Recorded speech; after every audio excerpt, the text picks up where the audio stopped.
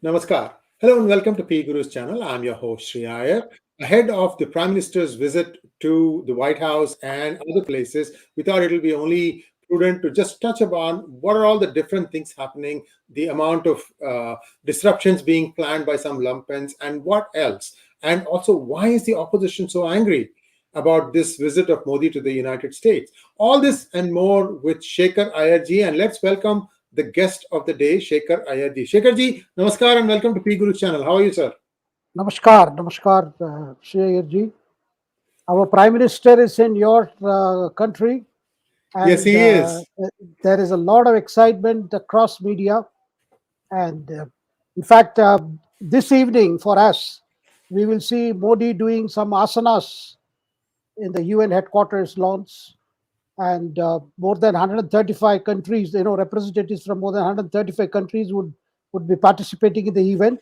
Of course, for us here, the media is focusing on the meetings he had with some of the top US industrialists and business leaders, including Elon Musk and others. So this morning, the coverage is, I must say, saturation coverage as far as Prime Minister's engagements are concerned. Absolutely. And one also saw him meet with Neil deGrasse Tyson, an intellectual in the United States, Elon Musk, and a bunch of other people, including, many people of the faculties from various universities had a meeting with Prime Minister Modi.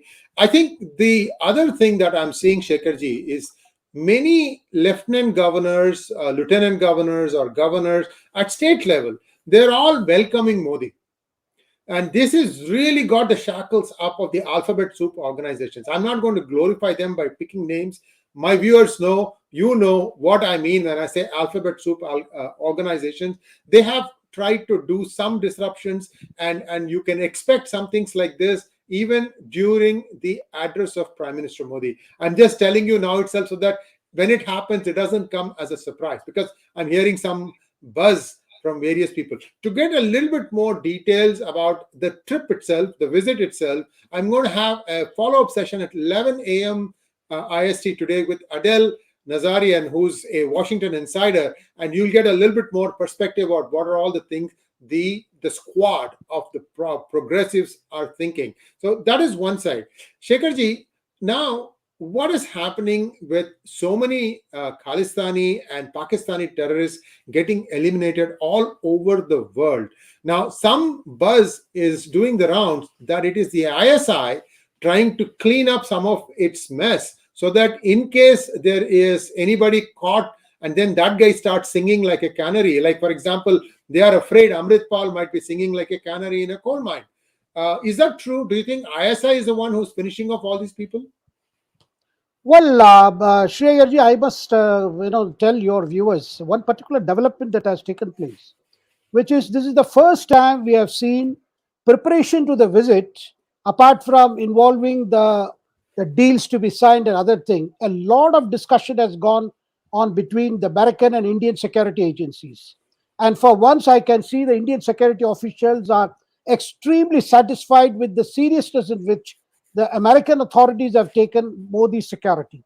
Because previously, it used to be said that, look, because Indian security officials have always had a problem with this so-called, democratic exercise of allowing demonstrations and things like that. But after the attack on the Indian consulate in San Francisco, I think the Americans have realized that this is a real danger now. They can't let this go on like this. And for once, we are seeing a lot of cooperation. Already, you saw when the Prime Minister landed in New York, you saw the American service agents were already there readily, providing the cover, apart from the special protection group officers who have already flown there. So you can see that the first time Prime Minister Modi is getting a kind of security that I can say is what the US president is probably getting, because a lot of inputs have been shared, and American intelligence, local intelligence itself has said there are groups, on the face of it, they are known as, American Muslim Council or Kashmir Front or this or that. But there is a genuine, concern. There are a lot of these ultras could, you could have a number of lone wolves instead of a single lone wolf.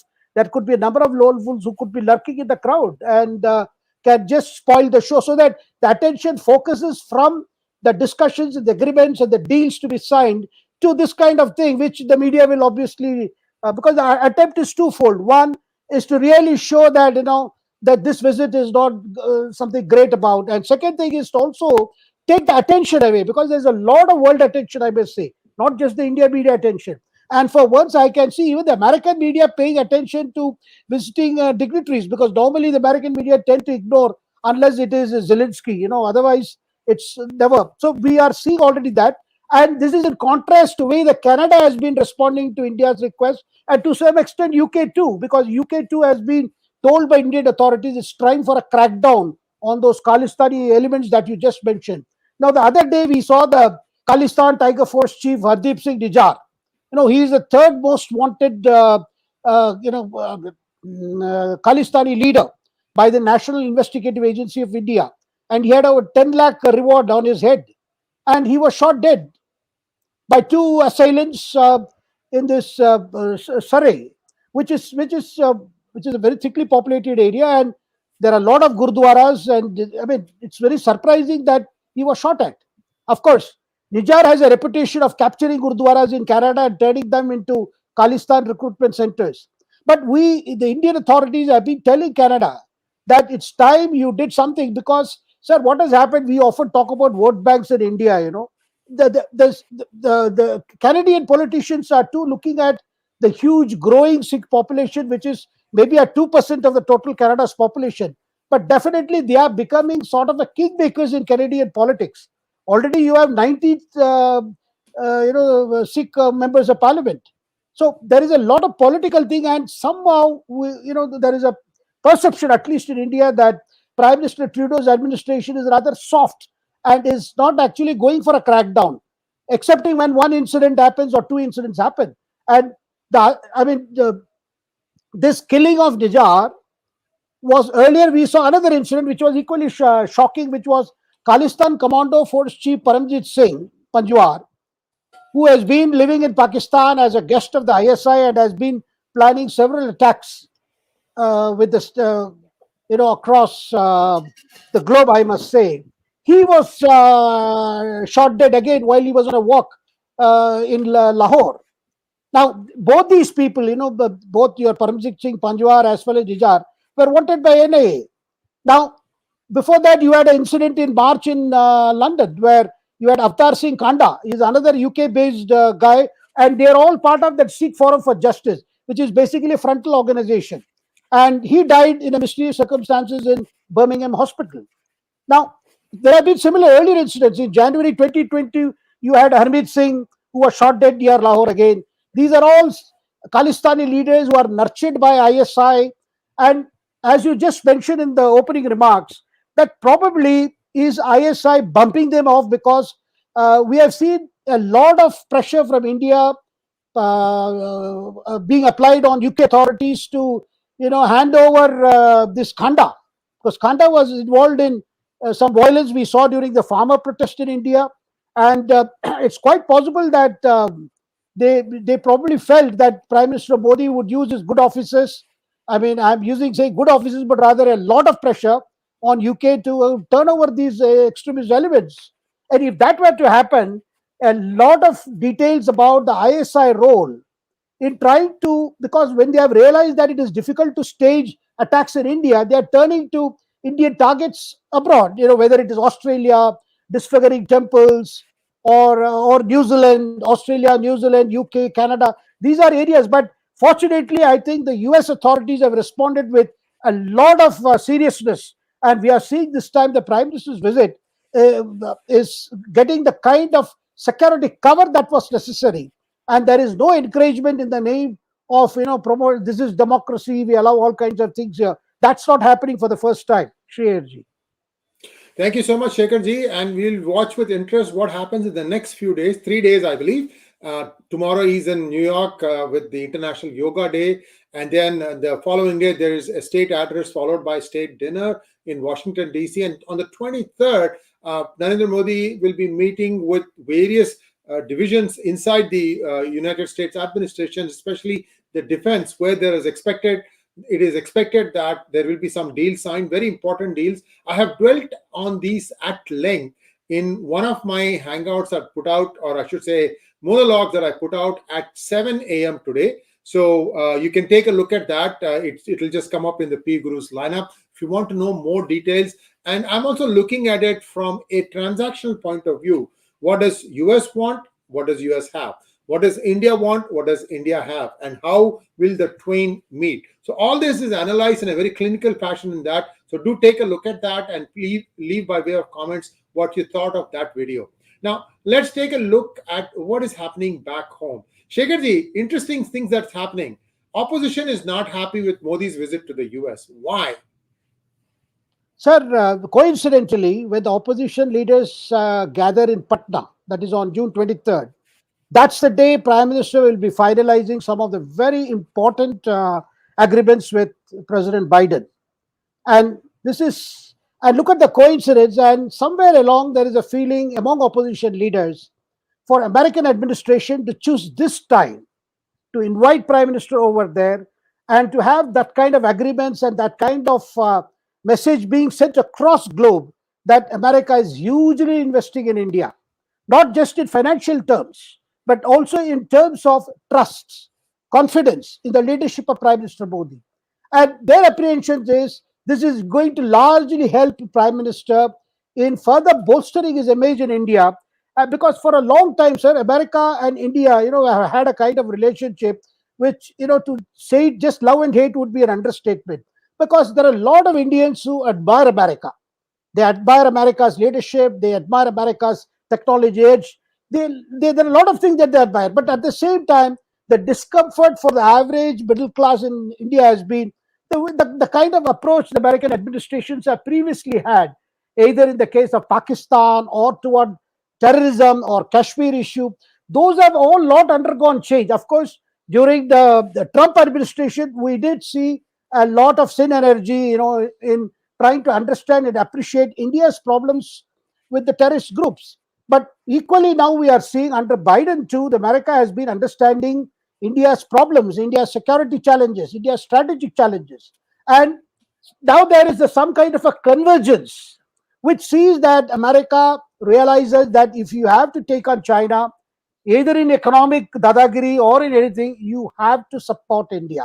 And if you have to support India, it should not be a kind of a one-way street. You have, as you just mentioned in your show, what is that India wants, what is it America wants, where the synergy is possible, who will benefit from whom. Because this one message that is coming across is the kind of deals that we are talking about, whether it is General Electric engine for India's light combat aircraft or Predator drones, or a lot of technology transfer, or even an investment by a company like Micron for manufacture of semiconductors. These are all fitting with Prime Minister Modi's Atmanirbhar plan, which is get the technology you need and develop your own technology and share even what you can do and what you have achieved so far with even advanced technologies that the America and American firms have developed. This kind of understanding is seen as this is going to be a long journey that starts with mutual trust. And it's time, that India and America had that mutual trust. For a long time, Pakistan was a problem. Now, with virtual collapse of Pakistan, one can say that because the way the politics has collapsed and way the whole thing is such a mess there, and also with the return of Taliban in Afghanistan, at least America doesn't no longer see continued interest in propping up the nonsense that was going on in Pakistan. At least they can now cut their losses in terms of they invested hugely in in Pakistan, which today all have come to naught. It's back to square one. So, having realized that, if at all you have to back somebody, it is the most stabilizing factor in the region, that is India.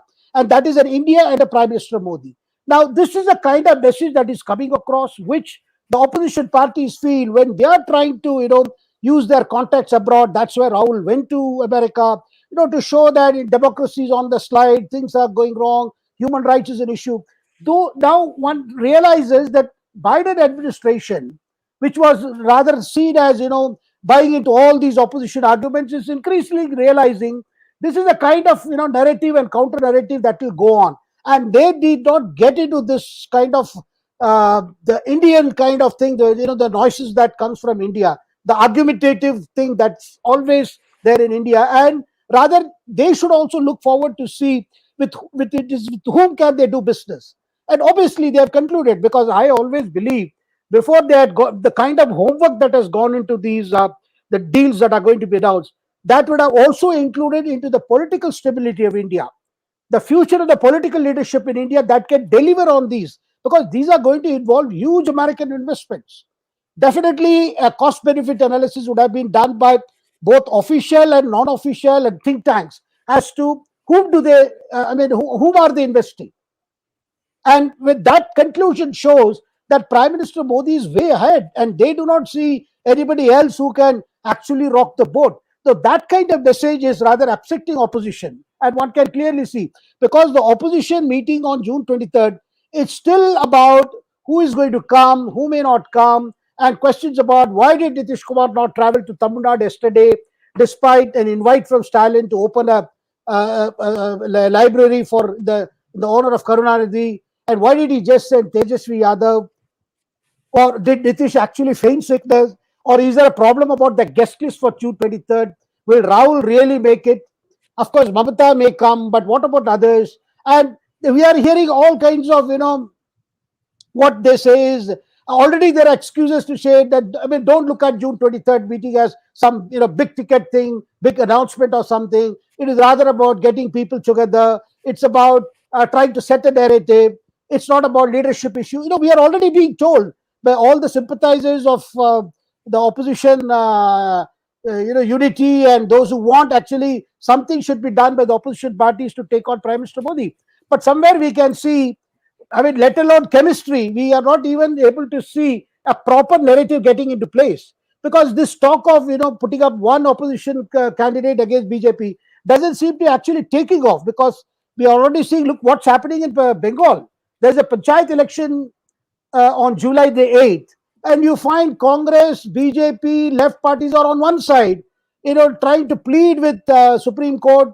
And fortunately, Supreme Court yesterday decided to throw out the challenge from Mamata and the state election department, questioning the wisdom of sending, rather order of the Kolkata High Court to to deploy central forces to ensure election. Sir, even for the sake of nomination, 8 people have lost their lives.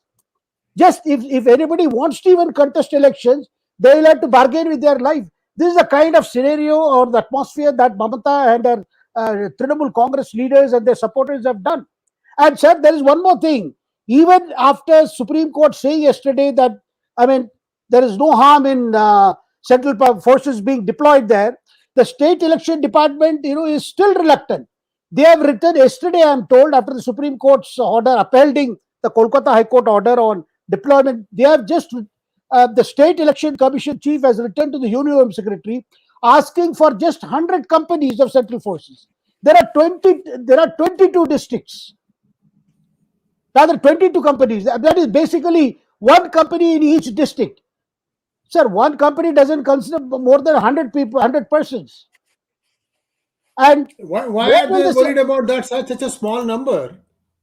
No, the fault is that they do not want central forces. So what they are doing is they are trying to go around the Kolkata High Court order, which is now endorsed by Supreme Court, just get some central paramilitary forces, and who would be, who would be deployed. And sir, in the contention that was made by the Bengal government, the state government, they were willing to take police forces from Tamil Nadu, from Chhattisgarh. From all. Look at this, but not central forces. Which goes to show that these parties, they find it difficult to breathe in Bengal, even at panchayat election level, which panchayat elections, Mamata has never had a problem. In the last elections also, her party got 90% of the seats. That's not an issue. But the fact is that undemocratic approach of Mamata, though she herself says she's a victim of 30 years of, the left scientific rigging in Bengal, whether it was panchayat elections or assembly elections or Lok Sabha elections. But she herself has resorted to this. We have apologists for, Mamata saying that, oh, this is in the DNA of Bengal. This has happened right from Siddhartha Shankar Ray's time. Political violence is something that always happens. Sir, there is an absence of will and much more. Even for filing nomination, if you need protection, you can imagine what kind of fear and intimidation would be there for voters to come out and vote. And sir, I'm willing to make another great disclosure.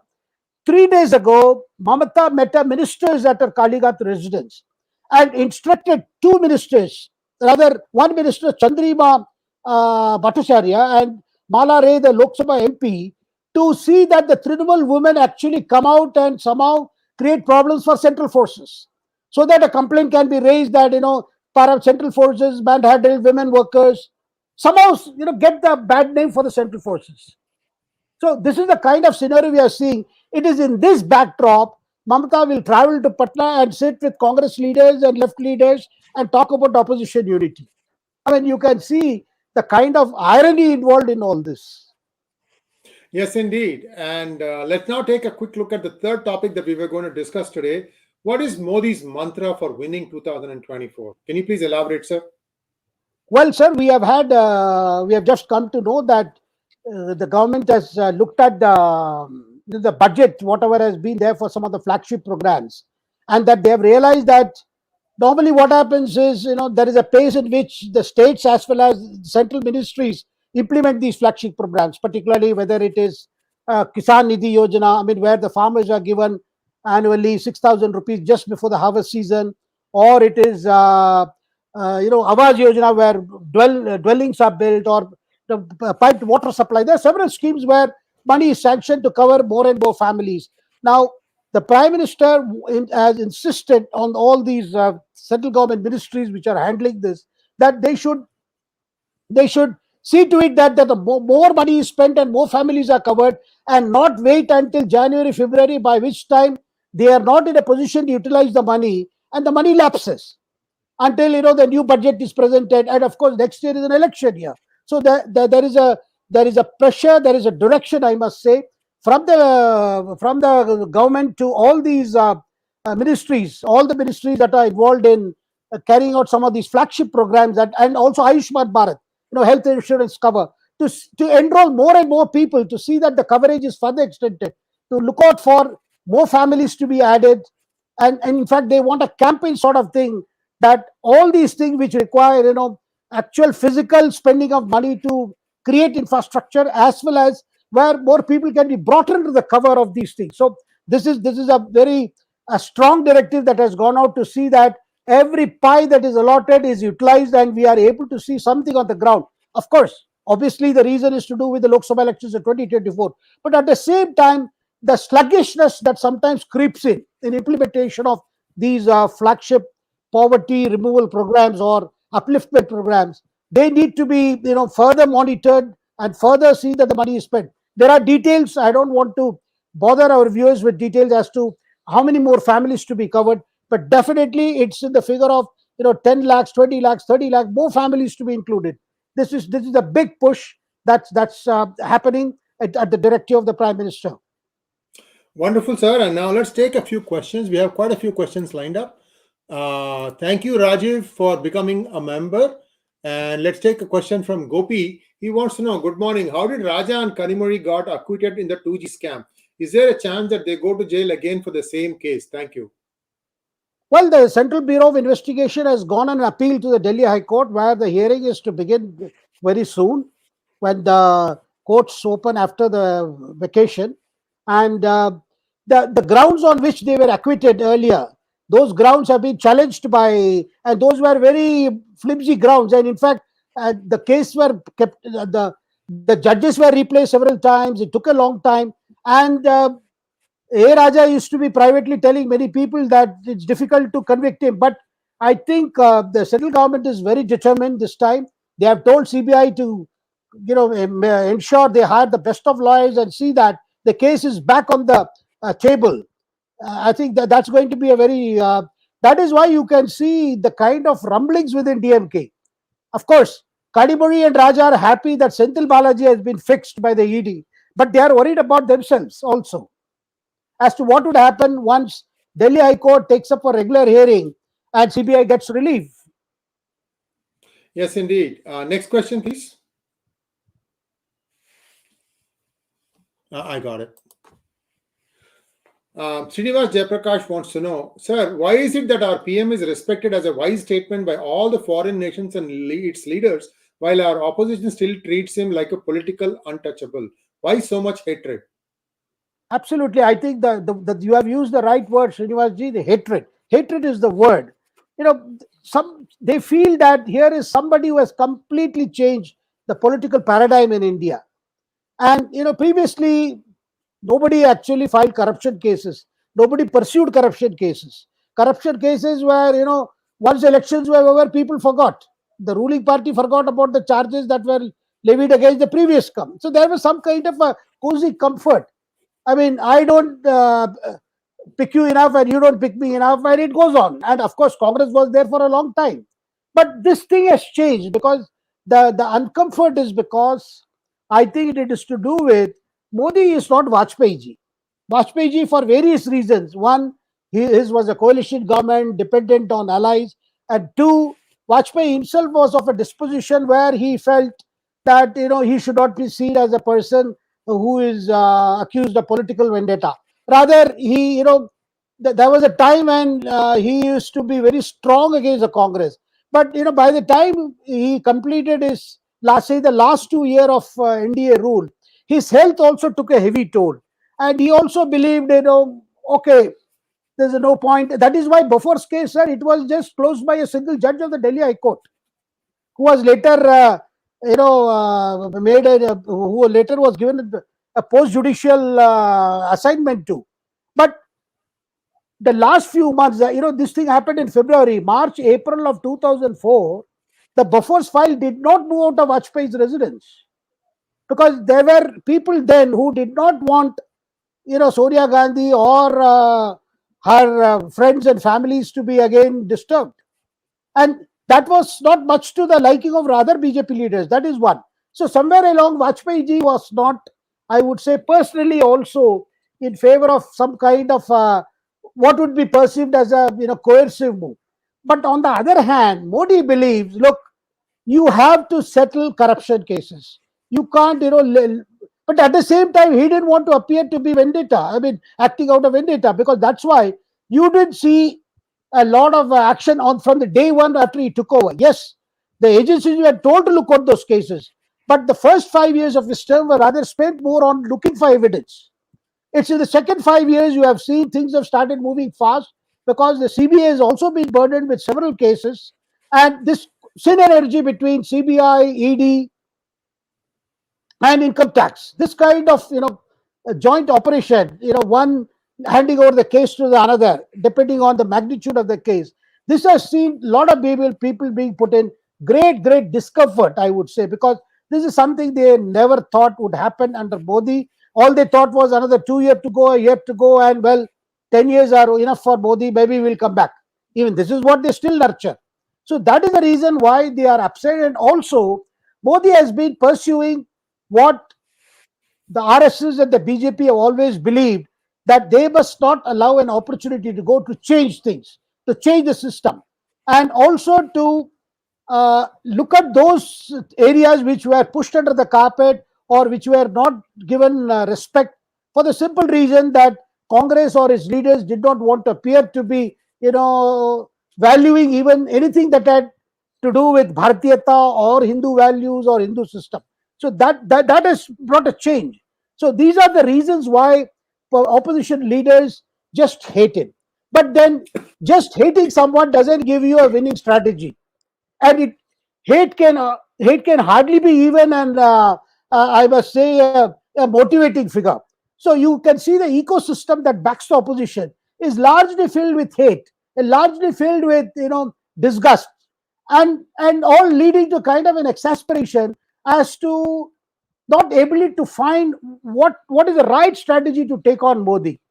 So I mean, they thought they could utilize the Adi Purush thing, the controversy over some of the dialogues. Then they realized Gita Press has been given the Gandhi Peace Prize. And sir, criticizing Gita Press has also received a division within the Congress. You have leaders like Acharya Pramod Krishan, who is seen as close to Priyanka Gandhi, who was once very close to Digvijay Singh. criticizing other Congress leaders like Jairam Ramesh for, why are you attacking Gita Press? What is this we are doing? And to badmouth Gita Press because of its founders had certain views about Hindu Code Bill. Sorry, when Hindu Code Bill was brought during Nehru's time, there was opposition within the Congress. Even leaders like Babu Rajendra Prasad, they had differences. But to say that, look, these were leaders, the whole Gita Press was against reforms in the Hindu system, or they were, or it was rather not progressive enough. These are arguments that's not going to work, because average home in North India, sir, particularly, it's like Pambu Panjagam in Tamil Nadu. There is not a home that doesn't have a Pambu Panjagam. Of course, there may be families following other Panjagams, but Pambu Panjagam is seen as a trademark thing which people buy as a ritual and just before every Tamil New Year's Day. And on the Sankranti day, there is actually read it. And even Panjagam reading is a kind of a ritual, even in temples and other places. So similarly, Gita Press, made available some of these important texts like Bhagavad Gita and Ramacharitra and so many other books on Lord Krishna and other Indian deities and Indian practices, Indian religious beliefs. I made it very popular. Now, that is why BJP found it easy to say that Congress is not against Gita Press; it is against Gita. so this is how it is. Next question, please. Rahul Rathod wants to know, will RaGa attend opposition meet because he has not returned from trip, and will Mayawati join opposition, or will she contest alone? And everybody is talking about opposition strategy, but nobody about BJP. We just talked about BJP. So go ahead, sir. Well, Rahul Gandhi should attend because I was told Lalu Prasad personally spoke to Rahul telling him that he must not skip this meeting. Though this is because if the first meeting he doesn't come, then it will lose the seriousness.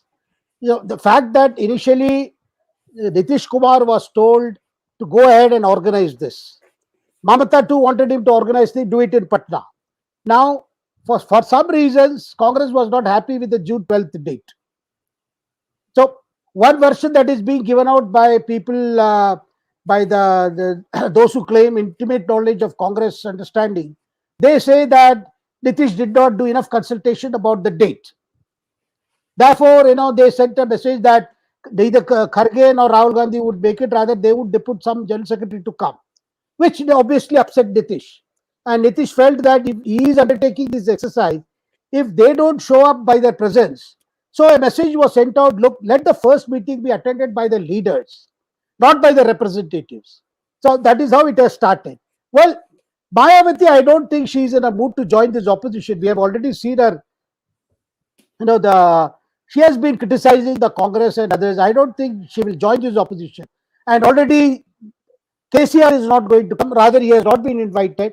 Arvind Kejriwal has started setting condition because he did his Bharat Darshan with his support for opposing the centre's ordinance when it is taken up by Parliament next month when the monsoon session begins. But Congress has been, quite ambivalent on that, because you have leaders from Punjab and Delhi saying no truck with Kejriwal.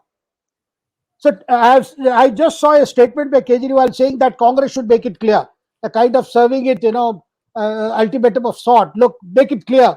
Are you with us or are you not with us? Are you going to support us on this ordinance? Now, obviously, Congress will not take into this kind of threats, at least from Kejriwal. So you can see that there is several problems. Even if there is a problem about attendance, it's a problem about dates. I mean, one can imagine how far they have to go, working out a common narrative, a common minimum agenda of governance. Sir, normally what has happened previously, I'm talking of between 96 and 98, when you had coalition governments which were backed by Congress, but were run by smaller parties or regional parties, left played a very important role. Whether it is Harshajit Jurjit or Sitaram Yechury, they had a lot of role. They had a lot of clout. But what we are seeing now is, well, Sitaram Yechury is there. You have D. Raja there. I mean, you are the left leaders. But they no longer enjoy that kind of clout, which is largely to do with their weakening of their electoral base. Barring Kerala, where Pinarayi Rajan is managing, Vijayan is managing everything there. There doesn't seem to be much of a scope for revival of the left parties anywhere. If they are looking at revival in Bengal, it has to be in cooperation with Congress. That is something which Mamata cannot tolerate. So left is being no left. So you have now it is left to leaders like Nitish Kumar. Now Nitish Kumar has his own problems. He is the chief minister of Bihar, and things are not rosy in Bihar that he can undertake all these exercises. And the common push, at least what everybody sees, is largely because all these leaders feel they are being harassed by central agencies. Other than that, there is not a single common factor that is uniting them. They don't want to concede ground as to allowing other parties to contest. Neither want Congress wants to accommodate them in the states where it thinks it's his business to fight the BJP. So I don't see how in the next 8-9 months this will get solved. I think even if few opposition leaders end up in jail on corruption charges, still it will not motivate them enough to sacrifice their. I doubt it, because largely what you will see is they'll eat up a lot of media space in terms of where they are meeting, whom they are meeting, who met who did not meet whom, and all that. But in terms of concrete terms, you need to at least say September, they should have a concrete plan. So everybody is looking at June 23rd, Patna meeting, which is already losing some sheen because of all these things that are coming up, as to what exactly are these parties going to do, and also more than what they will do, what is that alternative governance model they are offering compared to Prime Minister Modi's growth story. Thank you, sir. Next question, please. I got it. Mr. Barney Chandar wants to know, do you expect Tesla to come to India now in the future? And how do you think India will do in terms of electronic industry, computer, phone, all layers of manufacturing? Sir, in the meeting that Elon Musk had with Prime Minister Modi this evening in the US, he has talked about what are the Tesla's plans for India. Well, earlier plans did not move forward because it was about setting up manufacturing in India, because India insists that there has to be investment in India for manufacture. Tesla's earlier interest was to sell their products in India. But the Indian interest has always been, particularly in the field of electric vehicles, that India look forwards to technology coming to India in terms of better batteries and better vehicles. So that would require investment, and I believe Musk has told Modi that he does have some investment plans for units to be set up in India. What kind of plans would they be? Would they be just getting the imports, then assembling them here, or allowing for some scope for some ancillary industries to provide components, and also what kind of components these are? But definitely Musk realizes that India is a huge market in terms of electrical vehicles. There's no doubt about it. And the government of India is also committed to its climate conference goals, where it had pledged it would cut carbon emissions by 2030 to a great extent. So this is a area where does look quite promising. Otherwise, Musk would not have met Modi, or Modi would not have agreed to meet Musk. So one can see whether it is electronic industry or semiconductor industry. Definitely, we are going to see tomorrow a lot of announcements that would show us as to what will be the extent of manufacturing in India and investment in India. Next question, please. Is Pannu also facing some problem? This is from R.K. Valmik. Sir, what I know is that he has actually gone into hiding, and he's believed to be in Canada, not in New York. That's where he used to be. And I'm wondering who he is hiding from, ISI or India? Well, I think there is already a fear that ISI has sent some elements to track these guys down and before they are caught. But that is why in the beginning of this program, sir, I was emphasizing on countries like Canada must realize that they should not nurture this homegrown. I say homegrown because it has been difficult for them to operate in India, and they have gone there. They have acquired Canadian citizenship. They are enjoying best of things in Canada, and they are creating problems. Now those problems are visiting Canada now. It's no longer that. And after, sir, the 1985, you had the Air India Kanishka bombing in which almost 300 people died, and all those guys, some of them got acquitted by Canadian courts. So, and this is a high time, whether it is Pannu or Nijjar or other characters, they have to be. Of course, there is a lot of speculation whether, of course, what they're trying, some people like to say that probably Indian security agencies were involved in a Mossad like operation. I mean, they are saying this, but uh, we do not know. But at the same time, there are reasons to believe that the ISI is rather worried that some of their assets Assets. assets which are no longer performing or could stop performing, they be eliminated. Next question, please. Nitin Jain wants to know what's your say of Blinken visit to China just before PM Modi visit to America? Is there something America wants to show to India? Is America has something else in mind? Well, I don't see. Of course, people are trying to say that Blinken's visit to Beijing and his meeting with Xi Jinping, and also a statement on Taiwan, making it very clear that Taiwan's independence is not an issue over which America would go into war with China. I mean, making that position very clear, which is worrisome for Taiwan. But that's been And the case for in US for 50 years, sir. It's not something new. and it's not new, but the fact that with China conducting air exercises, naval exercises, and to say this, which means to say that look, we are not going to trouble you further. But at the same time, the kind of slide that China, the relationship in the Sino-American relations had reached a point where they had to send Blinken, and I don't think it is to do with India, because China is aware how India is part of the Quad and how Indians and Americans have been working. Even I know for a fact, sir, during your Galwan standoff or in other standoff, the US quietly provided a lot of satellite imageries as to the positions of the Chinese troops on the other side. The kind of, there has been a lot of shared intelligence between Americans and Indians. I mean, this is well known. And we saw similar help in 1962 war, but this is much more in terms of technology. And some of the American supplied Apache helicopters, your Hercules transport aircraft, and all were used in the C-130 was deployed during the standoff. And you can see how American military hardware has been of a great help for India. So that apart, I think somewhere along they see that with Russian relations with Russian has reached a point where it looks like till the Ukraine is settled, there can be no go back to earlier time. At the same time, they do not want China and Russia to get together, thick and fast.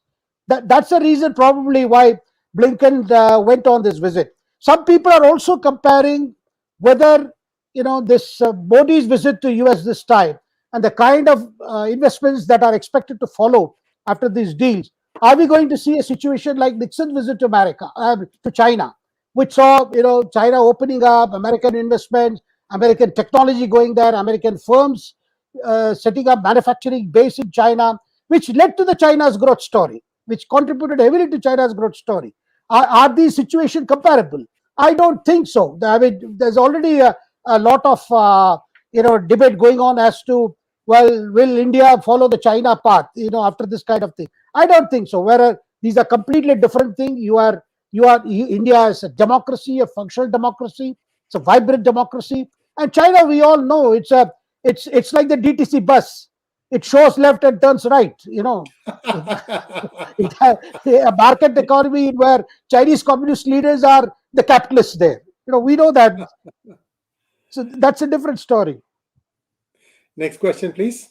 And this is the last question. Kushanand Keshav wants to know, sir, Mrs. Gandhi was PM from 66 to 77. Why no opposition hated her in spite of her declining popularity during emergency?